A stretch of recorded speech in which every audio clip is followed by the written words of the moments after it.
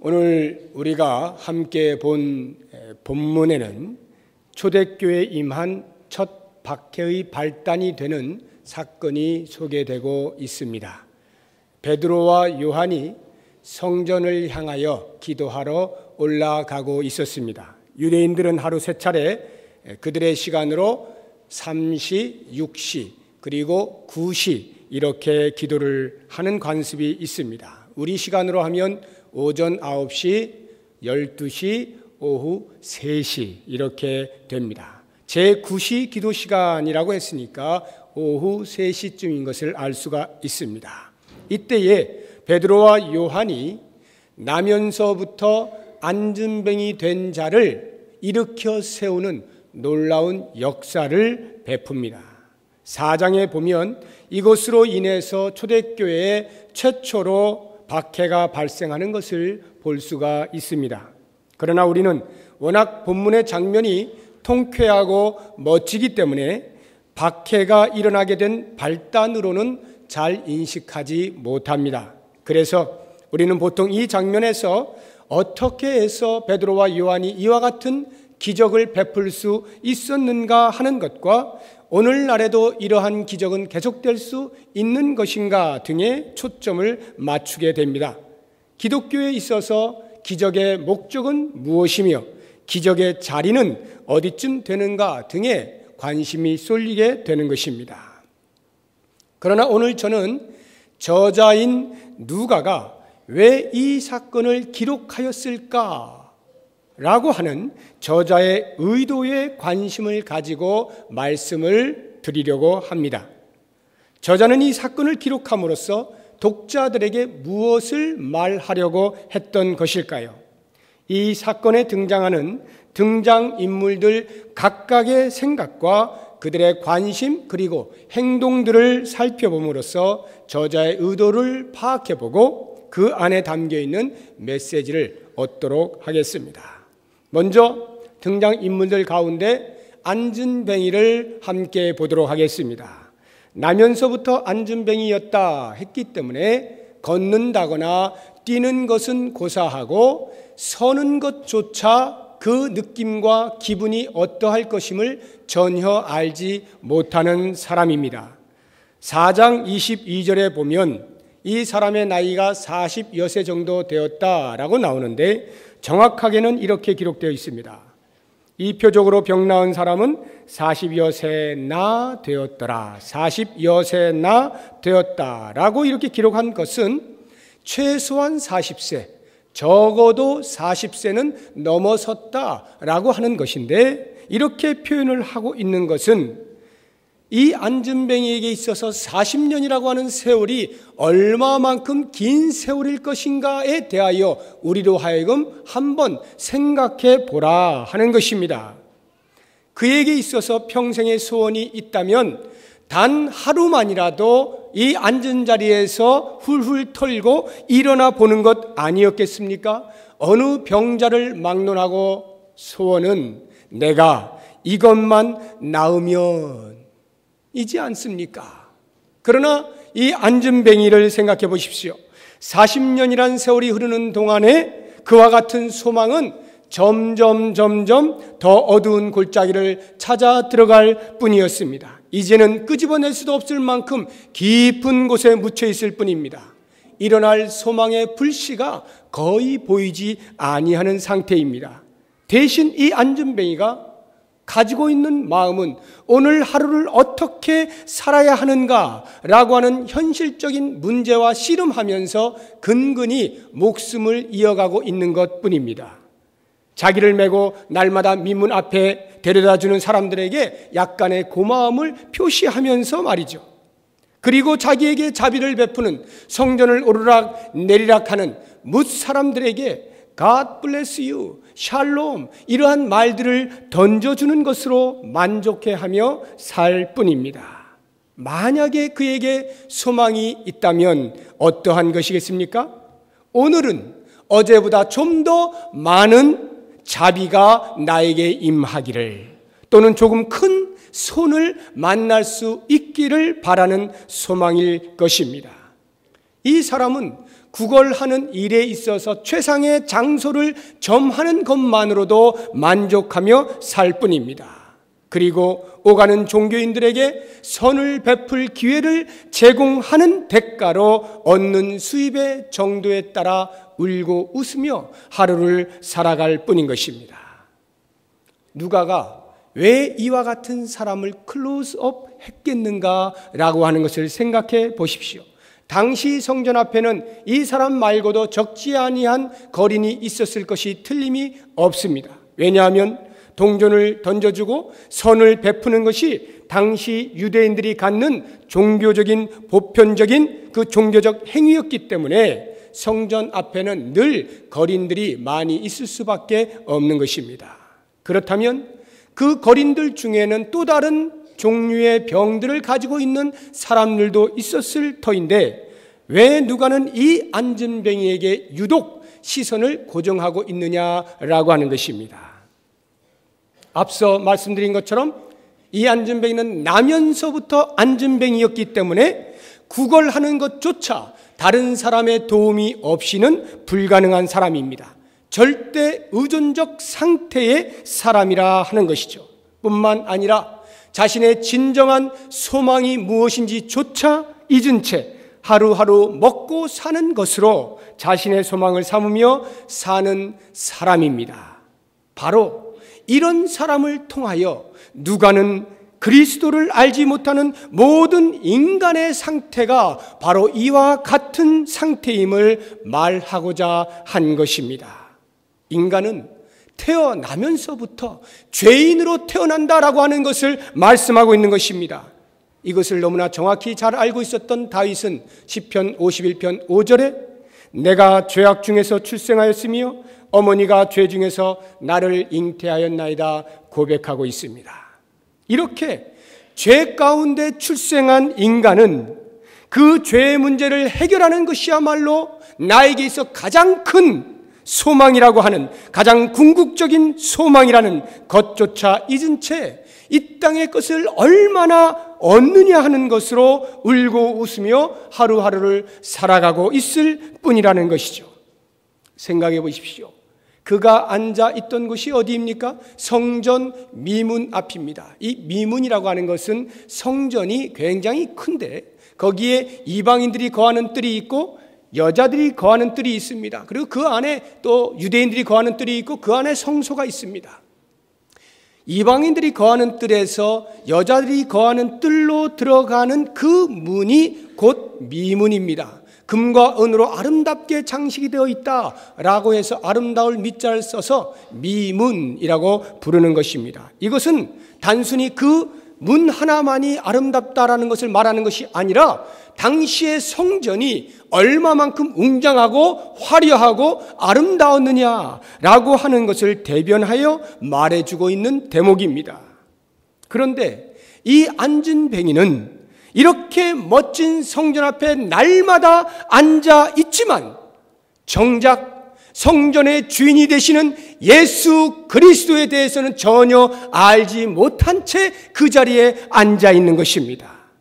수많은 사람들이 성전을 드나들고 있는 것을 날마다 그 자리에 앉아 보면서도 정작 그들이 기도하고 경배하는 대상인 그 주님에 대해서는 전혀 알지도 못하고 관심도 없는 채 그 자리에 앉아있는 안진뱅이입니다. 바로 이것이에요. 누가가 이 안진뱅이를 통하여서 인간의 죄성과 더불어서 그 누구도 죄 문제에 대하여 스스로 해결할 수 있는 사람이 없는 것을 말하고 있는 것입니다. 그래서 사도 바울은 로마서 3장 10절에 의인은 없나니 한 사람도 없다고 이 세상 사람들에 대하여 말하고 있는 것입니다. 결국 이 안진뱅이를 보면서 우리는 그리스도를 만나지 못하였을 때의 나의 상태가 바로 이와 같은 모습이었구나 라고 하는 것을 알아야 하는 것이고, 지금도 여전히 그리스도를 만나지 못하여 그리스도를 발견하지 못한 사람들, 인간 군상의 모습이 바로 이 나면서 안진뱅이와 같은 모습인 것을 깨달을 수 있어야 하는 것입니다. 그렇다고 하면 이제 두 번째로 이 안전뱅이를 메고 오는 사람들을 보십시다. 이들이 누구인지 정확히 알 수는 없겠습니다만 가장 쉽게 추측해 볼 수 있는 것은 이 안전뱅이의 가족이라 생각할 수가 있겠습니다. 또는 가까운 친척이나 친구들이라 할 수 있겠습니다. 그들이 그 안전뱅이에게 해줄 수 있는 최선의 도움이라고 하는 것은 그가 동냥이라도 잘해서 하루하루 살아갈 수 있도록 돕는 일이었을 것입니다. 만약에 그러한 잘 아는 사람이 아니라면 혹 직업적으로 그러한 도움을 통하여 서로 공생하는 사람들일 수도 있겠습니다. 그 안전뱅이를 그곳에 앉혀놓고 얻는 동냥의 수입의 일정 부분을 비율을 나누어서 분배하는 선한 일을 해주고 그에 대한 적당한 대가를 받는 사람들에 의하여 그 자리에 있을 수도 있겠습니다.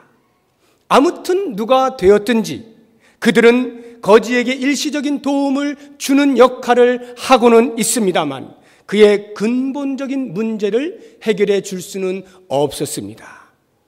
어떻게 하면 더 슬픈 표정을 지어서 동냥하는 사람으로 하여금 불쌍한 마음이 들도록 할 것인가에 대하여 연구하고 그 사람에게 말해줄 수는 있을런지 모르겠습니다. 어떻게 하면 좀 더 한 푼이라도 더 받아낼 수 있을 것인가에 대한 연구를 하여서 알려줄 수는 있을런지 모르겠습니다만은 그 사람이 정작 필요한 일어나게 하는 일은 할 수가 없었던 것입니다. 오늘날에 인간 세계에서의 인간의 궁극적인 문제를 해결할 수 있는 사람은 아무도 없는 것임을 우리에게 말해주고 있는 것입니다.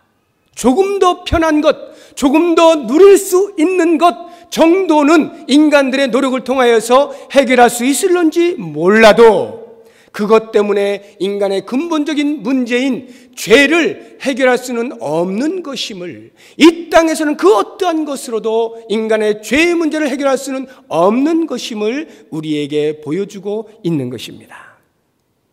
다음으로 성전을 드나드는 종교인들을 한번 생각해 보시기 바랍니다. 종교적인 관습에 따라서 수많은 종교인들이 기도하러 그 자리에 나아가고 있었습니다. 다시 말하면 그 수많은 사람들이 거지가 앉아있는 그 자리를 통과하여 지나가고 있었던 것이죠. 비록 그들의 행위가 그때에 구체적으로 언급되어 있지는 않습니다만 아마도 성전을 오고 가면서 한두 푼씩 적선을 했을 것임에 대해서는 쉽게 추측을 할 수가 있겠습니다. 왜냐하면 유대인들의 그러한 종교적 습성 때문에 선한 행위를 통하여 하나님께로부터 보상을 받을 것이라고 하는 사상으로 인하여서 쉽게 적선을 할 수 있었던 것입니다. 한번 보십시오. 수많은 종교인들과 그 자리에 있는 거지들, 그들은 모두 자기들의 일에만 충실할 뿐이었습니다. 종교인들은 때가 되면 반드시 성전에 올라와서 그들의 종교 의식을 시행합니다. 가장 거룩한 모습으로 종교적인 우월감도 때로는 가져가면서 그리고 지나가는 길에 적당한 정도의 자비를 베풀면서 자신들의 종교 생활을 고상하게 영위하고 있습니다. 정작 이 거지에게 필요한 것이 무엇인지에 대해서는 관심이 없는 것입니다. 이들의 생각에는 이 거지는 필시 부모의 죄나 아니면 자신의 죄로 인하여 그 죄값을 받는 것이라 생각하고 있었을 것입니다. 이와 같은 거지에게도 새로운 변화가 있을 것이라고 하는 개연성을 전혀 가지고 있지 않았던 것입니다. 그러므로 이들은 이 거지의 진정한 아픔이 무엇인지 알지 못할 뿐만 아니라 알려고 하지도 않았습니다. 바로 이것 때문에 그들은 그 거지에게 진정한 유익을 줄 수 없었던 것입니다. 누가에 의하여 비춰지고 있는 이 수많은 종교인들이 누구입니까? 율법은 가졌으나 생명이 없는 유대인들 아닙니까? 누가는 왜 이 사건에 일어난 시기와 장소를 정확하게 기술을 하고 있습니까? 가장 율법에 충실한 사람들이 가장 많이 모이는 때와 그 장소를 명시함으로써 생명 없는 율법이 갖는 한계를 고발하고 있는 것입니다. 가장 종교적인 사람들조차 생명을 부여할 수는 없는 것임을 말해주고 있는 것이죠.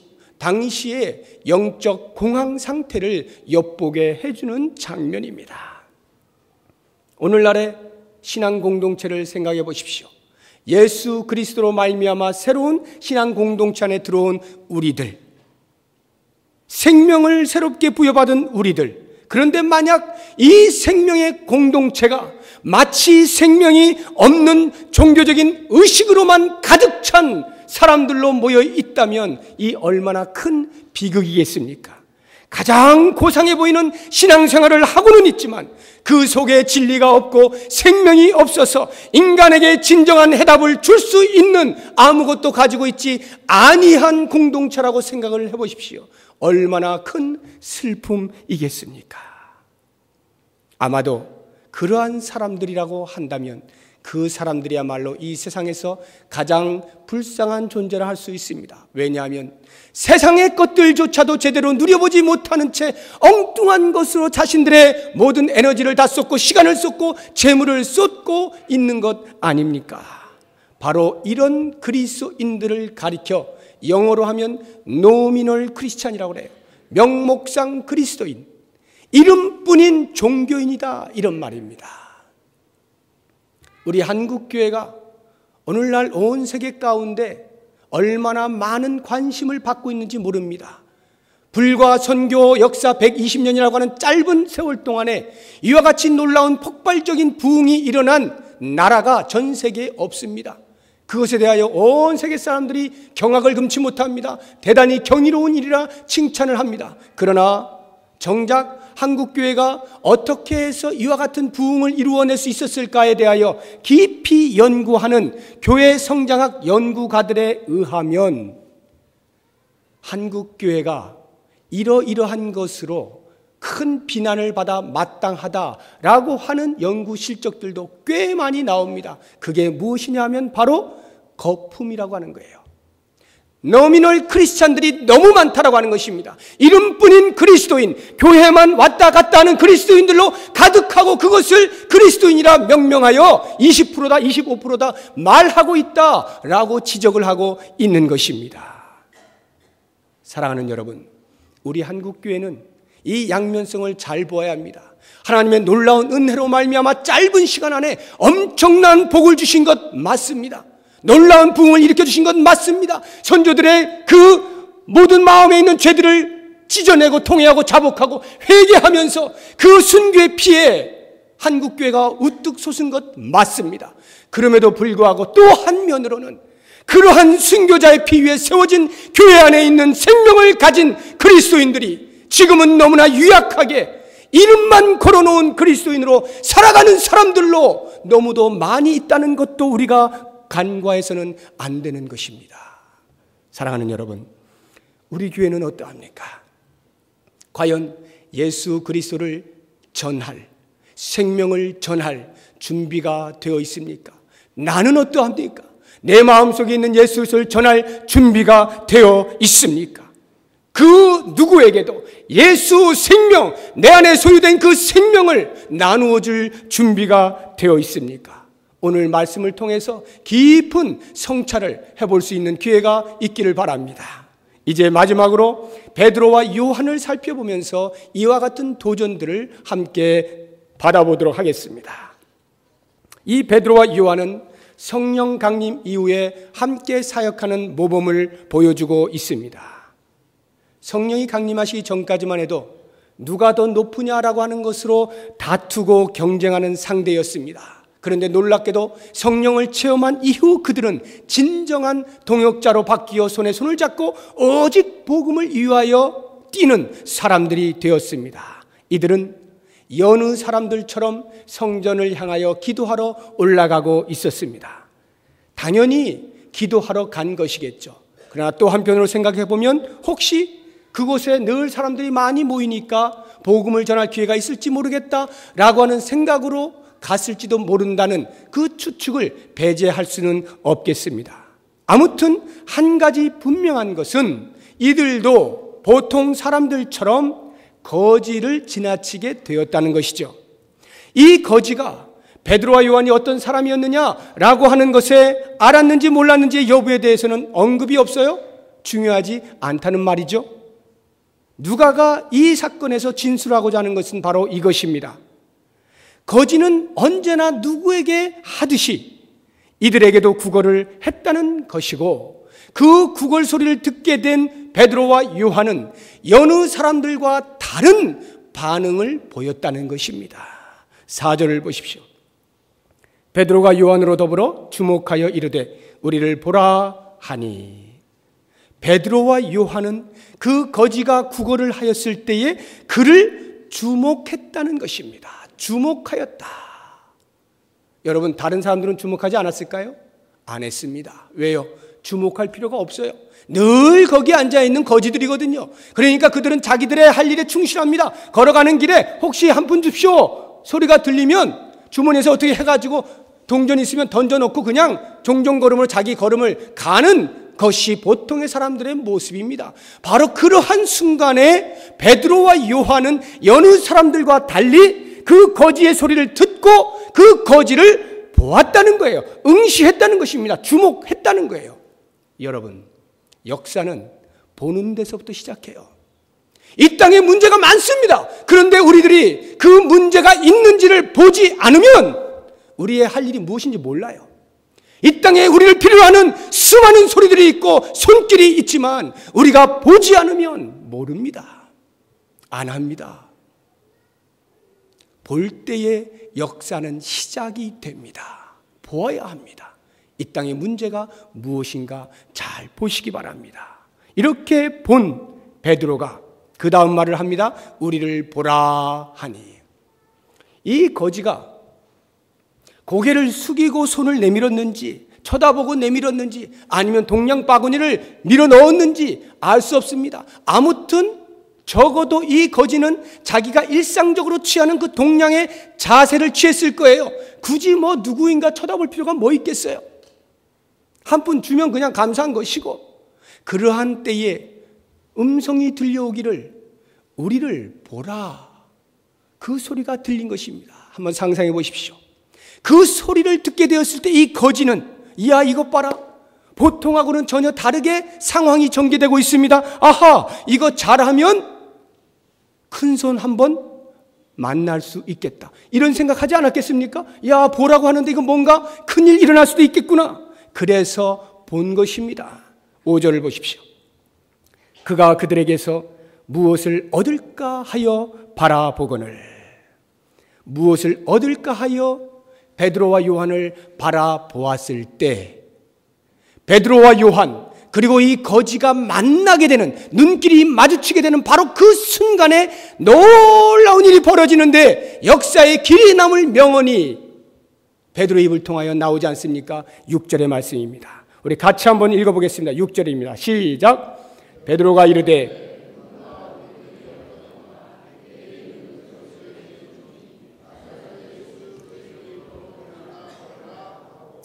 이 말씀을 읽으실 때 가슴이 뜁니까? 금과 은은, 은과 금은 내게 없거니와 내게 있는 이것을 내게 주노니 나사렛 예수 그리스도의 이름으로 일어나 걸으라. 얼마나 우리의 가슴을 펄떡펄떡 뛰게 만듭니까? 여러분, 옛날부터 이 가사로 된 찬양 많이 부르시지 않았어요? 금과 은 나 없어도 내게 있는 건 내게 주니 곧 나사렛 예수 이름으로 일어나 걸으라. 우리 처음부터 같이 한번 불러봅시다.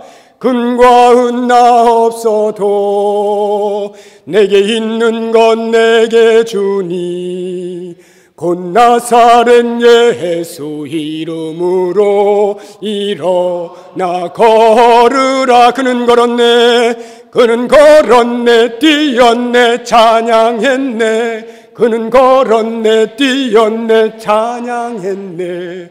곧 나사렛 예수 이름으로 일어나 걸으라. 그는 걸었네, 그냥 그는 걸었네 이러면 안 돼요. 지금 이 40년 동안 앉아있던 사람이 벌떡 일어난 거 아닙니까? 그는 걸었네, 뛰었네, 찬양했네. 벌떡벌떡 뛰었을 것입니다.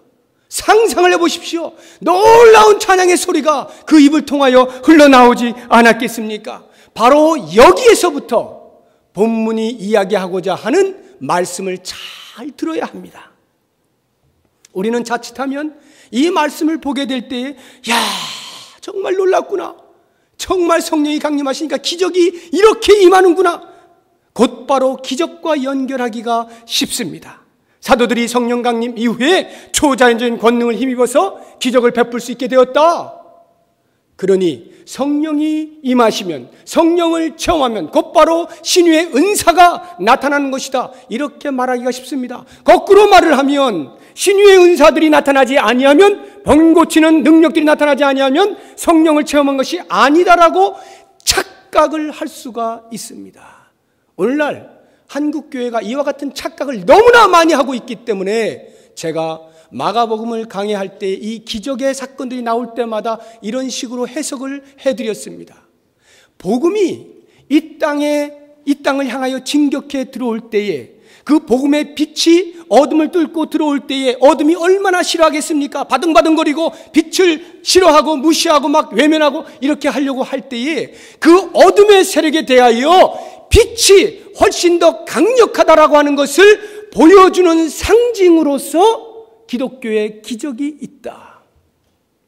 하나님의 나라, 그 나라에 하나님의 통치가 임하고 있는데 그 통치 위에 사단이 통치하고 있던 이 땅의 세력들, 병과 죽음과 귀신들, 이것들을 쫓아냄으로써 하나님의 통치가 시작되었다라고 하는 것을 보여주는 그 상징으로 기독교의 기적이 있다라고 설명을 드렸어요. 이게 바로 성경에서 나타나고 있는 기적을 잘 건전하게 해석하는 방법입니다. 그런데 지금 제가 말씀드리고자 하는 것은 이와 같은 기적이 이렇게 건전한 해석을 해야 하는 것이냐, 아니면 신유의 은혜로 해석해야 되는 것이냐, 둘 중에 하나를 선택하시오라고 여러분들에게 지금 말씀드리고 있는 것이 아닙니다. 서두에 말씀드린 것처럼 저자의 의도가 무엇이냐라고 하는 것이에요. 저자의 의도가 무엇이냐? 과연 이 누가는 성령을 체험한 사도들의 권능이 이와 같다라고 하는 것을 나타내기 위하여 이 사건을 기록했겠느냐라고 하는 것이죠. 만약 그렇지 않다면 무엇을 목적하여 기록을 했겠는가? 그 답을 6절에서 우리가 흔적을 찾아볼 수 있는데, 은과 금은 내게 없거니와, 이것이 실말입니다. 은과 금은 내게 없거니와. 자, 이제부터 생각해 보십시오. 정말 사도들이 주머니에 돈이 없었을까요? 저는 모릅니다. 돈이 있었는지 없었는지 몰라요. 여러분도 한번 생각해 보세요. 돈이 정말 없었을까? 만약 정말 없었다고 한다면, 돈이 없어요. 그래서 은과 금은 내게 없거니와 이렇게 말했다고 한다면, 이 베드로와 요한이 베풀 수 있는 기적이라고 하는 것이 꼭 그 사람을 일으켜 세우는 것만은 아니지 않겠습니까? 다른 기적도 베풀 수 있겠죠. 정말 그 거지에게 당장에 필요한 놀라운 기적이라면 뭐겠습니까? 동양 바구니 내밀었을 때에 베드로가 그 동양 바구니 손을 탁 집어넣고 안수를 하고 수리수리 마수리 해가지고 동양 바구니 있는 이 동전들을 전부 다 스표로 만들다든지, 아니면 동전이 막 차고 넘치게 만든다든지 할 수 있을까요, 없을까요? 에이, 그런 일이 어떻게 일어날 수 있습니까? 안준뱅이도 살리는 사람이 뭐 그걸 못하겠어요? 충분히 할 수 있죠. 할 수 있습니다. 평생에 다시는 구걸하지 않아도 될 만큼의 엄청난 돈을 쌓아줄 수 있어요. 그런데 그 베드로가 하는 말, 은과 금은 내게 없다는 거예요. 나는 그런 기적 못 베푼다는 거예요. 참 이상하지 않습니까? 그 다음을 보십시오. 만약에 돈이 있었다라고 가정을 해보세요. 주머니에 돈이 있었어요. 그럼에도 불구하고 나 돈은 없고 이렇게 말한 것이라고 한다면, 돈보다도 이 사람에게는 일으켜 세우는 것이 더 좋겠다라고 판단을 해서 그렇게 했다라고 할 때에 굳이 베드로가 내게 은과 금은 없거니와 라고 하는 말을 할 필요가 있을까요, 없을까요? 필요 없죠. 그냥 일어나라! 이렇게 하면 끝나는 것이에요. 그렇다고 하면 왜 굳이 이 베드로는 은과 금은 내게 없거니와 라고 하는 말을 했을까? 그 다음 말에 정답이 나와 있습니다. 은과 금은 내게 없거니와 내게 있는 이것을 내게 주노니. 여러분, 은과 금을 주는 것도, 그의 질병을 고쳐주는 것도 사실상 사도 베드로의 관심 분야가 아니었다는 말입니다. 주머니를 뒤져보니까 돈은 없고 그냥 지나치자고 하니까 좀 머쓱하고 당황스럽기도 해서, 아이고 지금 제가 돈은 없는데 대신에 병을 고쳐드릴게요, 이렇게 해서 일으켜 세운 것이 아니라는 말입니다. 그들의 관심은 그에게 영원한 유익이 무엇이냐에 관심이 있었다는 거예요. 그 거지의 영혼을 사망에서 생명으로 옮겨주는 이 일에 관심이 있었다는 것이죠. 성전문을 지나가는 수많은 사람들이 있었습니다. 그러나 그들은 아랑곳하지 않았습니다. 심지어는 본인조차도 나에게 정말로 필요한 것이 무엇인가를 알지 못한 채 엉뚱한 것을 소망하며 살아가고 있었던 바로 그 즈음에 베드로는 그 사람의 진정한 갈증이 무엇이고 문제가 무엇인지를 보았습니다. 그리고는 그 영혼이 해갈되는 기쁨을 그에게 주고자 했던 것이죠. 그것이 무엇입니까? 나사렛 예수 그리스도. 나사렛 예수 그리스도. 우리는 예수 그리스도의 이름으로 일어나 걸으라 하는 그 일어나게 된 것에 초점을 맞추고 있지만, 사실 베드로가 관심을 가지고 있는 것은 내게 있는 이것을 너에게 주노니 뭐가 있습니까? 베드로의 마음속에 나사렛 예수 그리스도가 있는 거예요. 나사렛 예수 그리스도를 그 사람에게 주고자 했던 것입니다. 예수 그리스도를 만나게 되었을 때 이 거지는 전혀 상상할 수 없는 놀라운 거듭나는 은혜, 새로운 생명을 부여받은 은혜 가운데 침잠하게 되었습니다. 그래서 그가 노래하고 있는 것은 단순히 병에서 노임받았기 때문에 40년 동안 한 번도 일어나 본 적이 없는 그 경험을 할 수 있었기 때문에 부르는 찬송이 아닙니다. 그는 걸었네, 뛰었네, 찬양했네. 얼마나 중요한 말씀입니까? 8절 보십시오. 뛰어서서 걸으며 그들과 함께 성전으로 들어가면서 걷기도 하고 뛰기도 하며 하나님을 찬송하니. 9절에서도 반복하여 말씀하고 있습니다. 모든 백성이 그 걷는 것과 하나님을 찬송함을 보고. 걷는 것과 하나님을 찬송하는 것을 같이 말하고 있는 이유가 무엇입니까? 그가 찬송하는 이유가 걸음에 있기보다는 걷게 하신 그 하나님, 그분을 발견하게 된 것으로 인하여 하나님을 찬송하는 것 아니겠습니까? 사랑하는 성도 여러분, 과연 우리의 마음 가운데에는 이 생명을 소유하고 있습니까? 우리는 생명을 소유한 사람입니까? 생명을 소유한 공동체입니까? 사람들이 이 세상의 것들을 우리에게 요구할 때 우리는 과연 그들에게 생명을 줄 수 있습니까? 그들의 시선을 유한한 것에서 영원한 것으로 옮겨 놓을 수 있습니까? 그들의 시선을 이 세상의 가치에서 영원한 하늘나라의 가치로 바꾸어 놓을 수 있느냐는 말입니다. 제가 몇 년 전에 몇몇 전도사님들하고 같이 성경 공부를 한 적이 있습니다. 아주 깊이 있게 성경 공부를 하고 있는데 한 전도사님이 저에게 한 게 아니죠. 거기서 이렇게 같이 이야기를 나누었는데 이런 경험을 했다는 거예요. 자기가 어느 집회를 갔는데 그 집회에서 이 가운데에 아말감으로 씌운 이가 황금리로 바뀌었다는 거죠. 여러분 혹시 거기 다녀오신 분 계십니까? 경험하신 분 계실 수도 있겠어요. 아말감이 황금리로 바뀌었어요. 어떤 그 집회에서 어떻게 해가지고 이 전도사님이 흥분해가지고 그것을 똑똑히 보았다는 거예요. 어떻게 봤냐 했더니 서로 확인했대. 둘씩 붙잡고 이를 벌려가지고 아말감 확인하고 그 다음에 어떤 일을 해가지고 다시 입을 벌려보았더니 황금으로 바뀌어 있는 거예요. 그걸 본 겁니다. 이 전도사님이 차마 제 앞에서 저도 그렇게 바뀌었습니다라고는 말 못하더라고요. 근데 경험한 것 같아, 왠지 느낌에. 그래서 제가 설명을 해줬어요. 그러냐, 정말 좋겠다. 그거 좀 재산이 되잖아요. 자, 그러면 한번 생각해 봅시다. 그 황금으로 바뀐 이가 그럼 계속해서 바뀌어 있을까요? 계속해서 황금으로 될까요? 그랬더니 그럴 거라는 거예요. 그럴 거예요. 아마 지금도 황금인가 보죠? 그럴 거라는 거예요. 그래요. 그러면 아말감이 만약에 하나뿐만이 아니라 또 이 옆에 또 있어. 그럼 그거 놓고 또 하면 어떻게 될까요? 또 황금으로 바뀌나요? 그러면 전부 아말감 씌운 다음에 싹 바꿔버리면 온 이가 황금이가 되잖아요. 제법 돈을 들고 다니는 게 되는 겁니다. 과연 그렇게 될까요?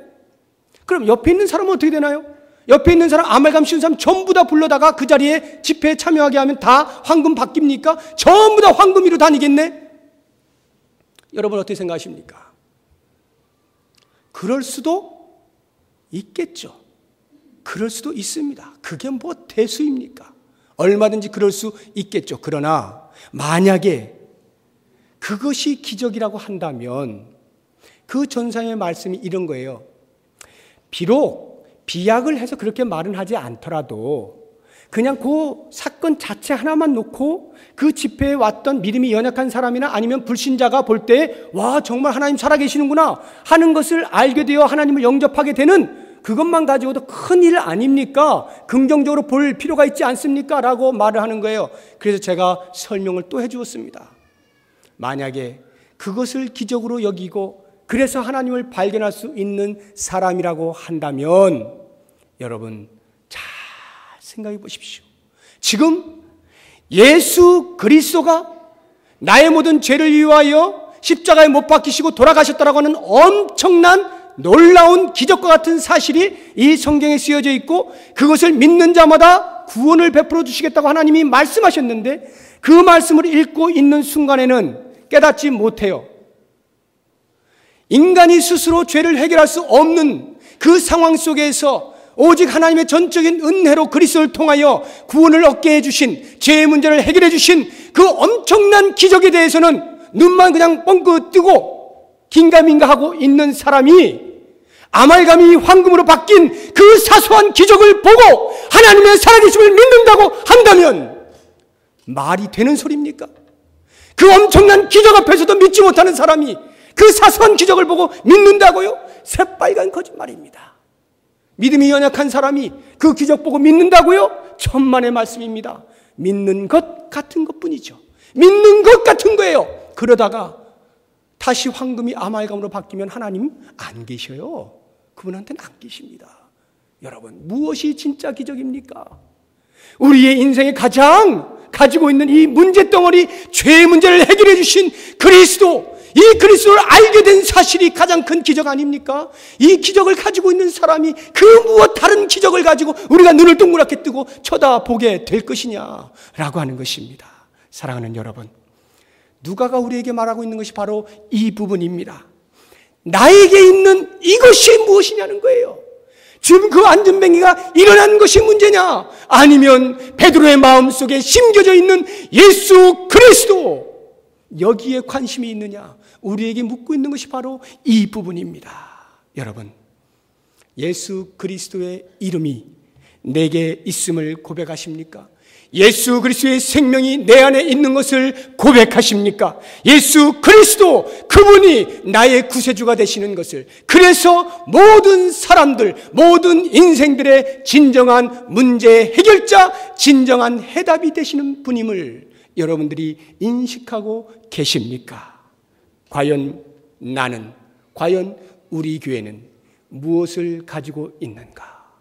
이 생명을 소유했다고 한다면, 이 생명을 소유한 자임을 분명히 인식할 수 있다면 이제는 더 이상 다른 것에 연연하지 아니하고 내 인생을 바꿔주신 것처럼 저 사람의 인생도 바꿔주실 것임을 확신하면서 그 사람을 향하여 이 인생의 해결, 진정한 생명 예수 그리스도를 소개하시고 이 거룩한 사명을 우리의 죽는 날까지 감당할 수 있는 귀한 은혜가 우리 모두에게 있기를 주의 이름으로 축원합니다. 기도하겠습니다. 주님, 내 안에 있는 이 생명이 얼마나 고귀한 것인지 정말 우리는 인식하고 있습니까?